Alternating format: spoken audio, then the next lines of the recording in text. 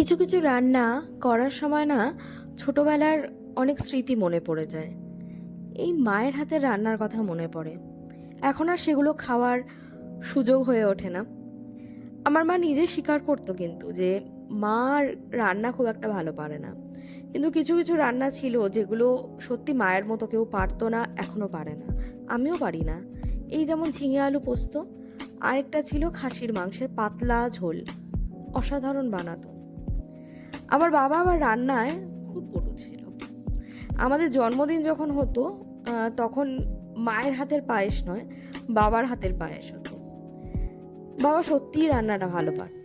এখন তাদের বয়স হয়েছে, তারা রান্নাটা পারে না, তারা নিজেরা স্বীকার করে।